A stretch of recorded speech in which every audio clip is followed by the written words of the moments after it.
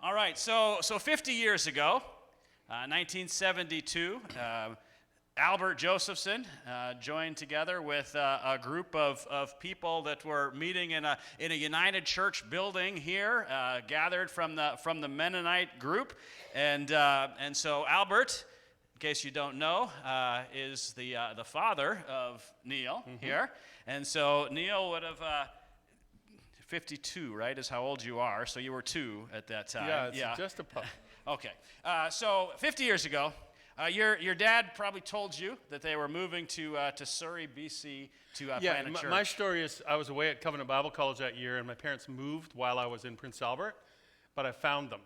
I think they were trying to lose me, but I tracked them down. We moved out here right in the fall of '73. So what was your reaction to this idea that your dad was going to Surrey, BC, to plant a church? Yeah, I didn't remember having a lot of strong feelings. I grew up in Edmonton, and I liked Edmonton, but I didn't become a Christian until 12th grade. Edmonton was a good place for me personally to leave behind because of just the way my life had been there.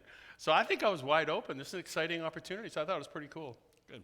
Now, this wasn't your dad's first rodeo. I think he'd planted a church before. What do you think it was like? What do you think it was in his life and ministry that made him want to be a church planter? I just think he was just never a status quo person. Like whatever was, he thought there should be more. And I mean, sometimes that created problems. But I just think that was it. So he wasn't a maintainer. He was like, why don't we do more? Why don't we reach more? Why don't we do this? Why don't we do that? So I think that was that outward propulsion, Okay. And you'd said you were at CBC at the Yeah, time. Where were you in sort of your life and faith journey at the time of this plant? Yeah. So, how many of you I know there's a lot of Covenant Bible College people here, but how many of you have been to a Bible college of any kind? Yeah, so it's a great blessing. I think one of the challenges is the letdown after you leave Bible college, right? I mean, you've had the community, and you've had the teaching, and you've had all that. So I came out here, and 2 things happened right away because my parents and my father especially. I started playing softball out here because that's what you did if Albert got a hold of you. And then the second thing was you got involved in the church. So for me, my memory is I have all this idealism of being an 18-year-old with 1 year of Bible college under my belt and coming to this church and actually going, this is fantastic. Like, there were people here that loved Jesus, people that were kind to me, people that welcomed me, people that made space for me. So my feeling was, I get it. This is what church is supposed to be. And this is really the first time I grew up in the church, but this is the first time I would say I ever really belonged in a church, like as an active follower of Jesus. And I mean, that's on me. It wasn't the former churches. So you came in as obviously a highly trained leader. Covenant Bible College really set the trajectory there. I'm sure it was great.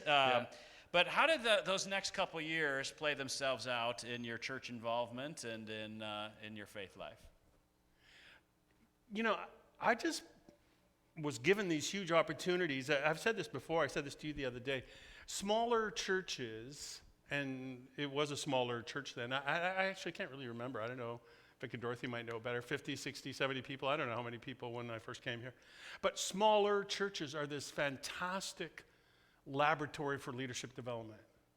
I think sometimes when we're smaller, we see what we don't have. But what you do have is opportunities for people to get involved and serve. So, I mean, I came in and I was teaching Sunday school and it was like, choirs were a big deal back then. Oh, let's start a youth choir. Like, what do I know? I don't know anything. But I was given the opportunity and I was given the support. So to me, it was just those first couple years were really almost the application of my Bible college, right? So if that was the theory, then this was where I started to realize the body of Christ at work. Yeah, so this learning lab, I mean, our worship leader here started playing drums at 13. Yeah, well done. Now he's here leading us in worship. I'll just tell you, I had this flashback. You're talking about young leaders because I knew we were going to talk about this and really enjoying worship this morning and having drums in church. Like, we wouldn't have thought of that back in the day, right? But I remember, talking about acceptance of young leaders, I remember Paul Lassard, somebody who grew up in this church too, like 15 years old, playing Larry Norman on the stage. He played a song called "Why Should the Devil Have All the Good Music?" And I think that rocked a few people's worlds, you know. And there's a line in there like, "Don't give me any hymns, I'm not dead yet." And I'm going, this is a church that cherished hymnology. But you know what? They made space for him, and they loved him. And instead of like, get thee out the door with your music, they made space for him, and you know. I'm guessing the organ that was over there didn't accompany him on that song. No. And the choir loft that was behind us didn't sing background. I guess, you know, and please forgive us if we were brash and rude, because that's what young people sometimes are. But the point I'm trying to get across is there was welcoming here, and there was acceptance here, and there was, you could belong here and bring who you were here.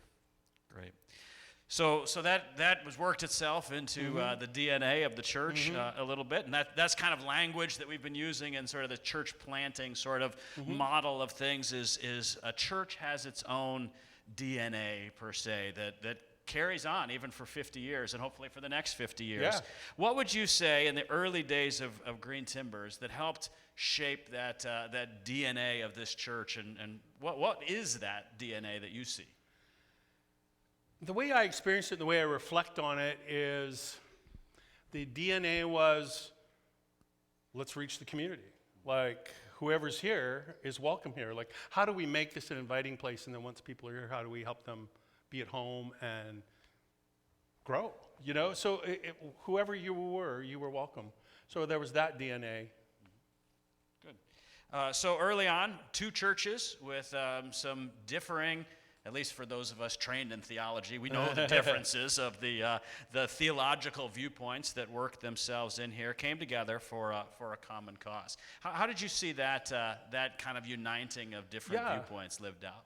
Well, I think we didn't experience then the ethnic diversity that, you know, this room represents, and it's truly awesome that it does.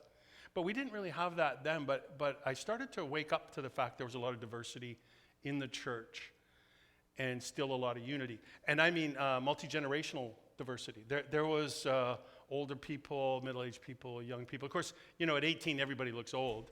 But as I reflect on it, multi-generational. Let me give you an example. So we had this youth choir, which meant a lot to those of us who were in it, because it was sort of it was a place to belong, but we enjoyed the music, and we had this youth choir.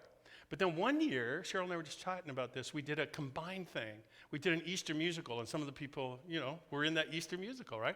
And it was everybody. And I have this really clear picture of directing the choir and just how cool it was, all the different generations, you know, and I'll just pull out one name because her face is just, if you knew Lori Hahn, you know, when she smiled, it's just like she lights up the room, right? Just the joy of this person. And she's in the choir just singing and beaming, and then a little over here is like Sandy Peterson, who's 15, you know, and everybody's singing together, and just this multi-generational piece was fantastic. And the other thing that I didn't have a real grip on at the time, but as I think about it, was all these people coming from different backgrounds. So we had, you know, the Mennonite folk, and then we had all these Prairie Covenant people. And then a little later on, we had a great batch of people coming from a German Lutheran tradition. And I mean, you know, they all got along, and they agreed to build this church and do some good stuff. And even though, you know, they differed pretty big, like on infant baptism, and I'll tell you one other story. I got to quit telling stories, but I'm reminiscing. I remember really clearly when we were trying to develop this property the first time, digging a ditch with a guy named Sig Leverance, and we were digging a ditch between this building and there used to be a little old house over here. And it is hot, and we're digging a ditch, and he's talking to me, and I remember him saying, you know, at the end of the day, I'm going to go home and have a cold beer. He said, some people in this church are going to have a problem with that. But you know what? I don't understand how they sell things in the church. And so I started thinking, you know, people have their perspectives that they bring to it. But yet we were all here, right? We were all digging a ditch together, so to speak. And that's kind of the memories I have of it, was people getting past those things to dig the ditch. Well, thank you. So I'm going to ask this question a little differently than I did on what I sent you, and so forgive me if it's a little more on the emotional side of things. Okay. But I'm just curious, as you look out, so your dad being being kind of the establisher of the rhythms and the patterns of this place. 50 years ago, came here. 10 years ago, passed away.